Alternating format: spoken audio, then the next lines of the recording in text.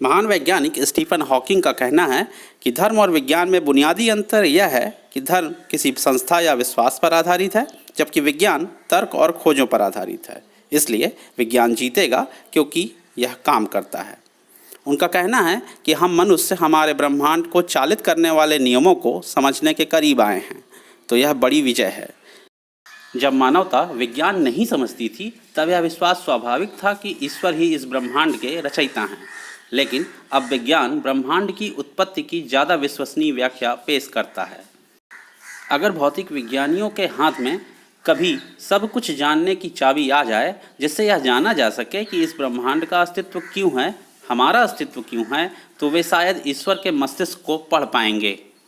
Stephen Hawking का कहना है कि ईश्वर के मस्तिष्क को पढ़ पाने से मेरा आशय यह है कि फिर हम वह सब कुछ जान जाएंगे जिसका पता अगर ईश्वर होते, जो कि नहीं है, तो उन्हें होता। स्वतः स्फूर्त सृष्टि के कारण ही शून्य के बजाय कुछ है, इस कारण ही हमारा और इस ब्रह्मांड का अस्तित्व है। ब्रह्मांड के निरंतर चलते रहने के पीछे ईश्वर को याद करना जरूरी नहीं है। स्टीफन हॉकिंग का मानना है कि विज्ञान के नियमों के मुताबिक शून्य से स्वतः स्फूर्त तरीके से ही ब्रह्मांड की उत्पत्ति हुई।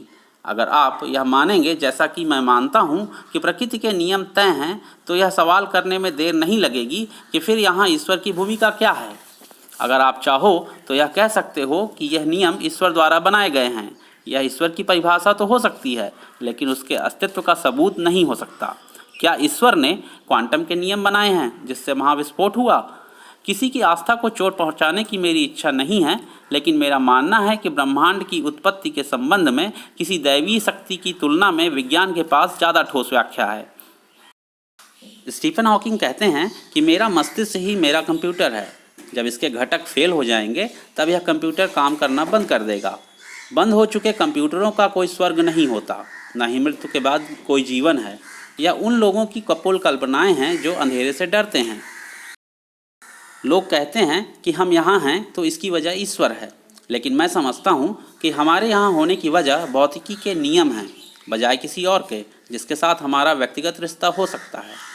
अपने पैरों की ओर नहीं, आसमान में चमकते सितारों की ओर देखना याद रखें। यह तय करें कि जो आप देखते हैं उसका कुछ अर्थ हो। ब्रह्मांड के अस्तित्व पर आश्चर्य प्रकट करें, उत्सुकता जगाए रखें। जीवन कितना भी मुश्किल क्यों न लगता हो, जीवन में हमेशा ही ऐसा कुछ होता है जो आप कर सकते हैं और सफलता प्राप्त कर सकते हैं। जहाँ जीवन है वहीं उम्मीद है। काम करना कभी न छोड़ें, यह आपके जीवन को अर्थ देता है। और अगर आपको अपने जीवन में प्रेम मिले तो याद रखें कि यह दुर्लभ होता है, इसलिए इसकी उपेक्षा ना करें।